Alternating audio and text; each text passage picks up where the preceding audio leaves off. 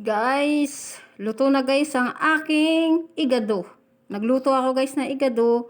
Tsaka nagluto ako guys ng pakbit Ilocano. Yan po ang lunch natin ngayon. Ang sarap po yan guys. Kain na po tayo guys. Saluhan niyo po kami. May pinya pa kami guys. Guys, kain na po tayo. Lunch. Lunch na tayo. Saluhan niyo po kami. Thank you, Lord. Thank you, Lord, sa pagkain. Ito na guys yung igado. Nagluto ako igado at saka pakbit Ilocano. Sarap yan. Yung nakaka-relate na kumain ng pakbit Ilocano, guys, nagluto ako. Gusto ko yun. Masarap. Tsaka guys, may pinya kami. Kain na tayo guys. Saluhan nyo kami. Kaya na po. Ito yung igado. Nagluto ako igado guys. Igado. Tsaka ito, pakbit Ilocano. Pakbit. Meron kasi akong tanim guys na ampalaya. Ang palayang bilog. Ampalaya siya na bilog. Yung pakbit sa ano.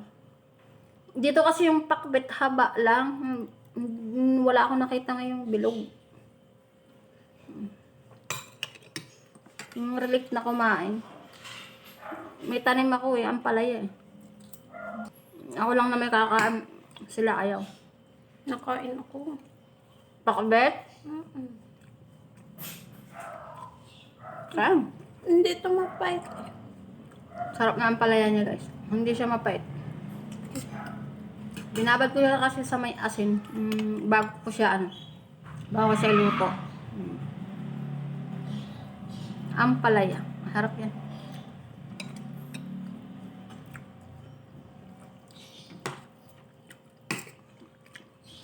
Wala yung kamote, talong, kamatis.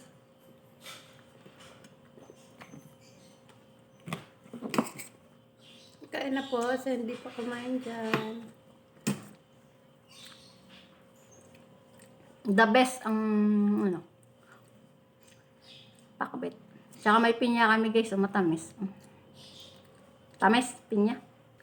Sarap niya guys. Matamis. Saluhan nyo kaming kumain. Simpleng buhay. Kain na po. Sarap ng luto mo ko. Sarap doon ang luto ko. Thank you. Lahat naman yata ng lulutuin ko masarap sa'yo. Siyempre may halong love. Always naman. Pag naluluto ako may love. Sarap. Parang ikaw. Parang? Parang ikaw. Guys, pinya oh. Tamis niya. Pinakagusto ko talaga sa luto ko na ito yung pakbit. Pakbit Ilocano. Bihira ako makatikim nito eh. Bihira din ako maggawa kasi ako lang di kakain. Kumakain siya, tikim-tikim lang. Kaya kailangan maggawa ako yung katamtaman lang. Kaso, napapadami ko ang gawa ko.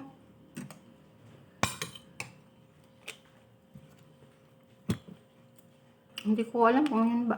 Yun. Nagpapakbit ang Ate LB. Shout out pala kay Ate LB. I miss you. Guys, hanggang dito na lang po. Thank you for watching. God bless. Bye-bye po.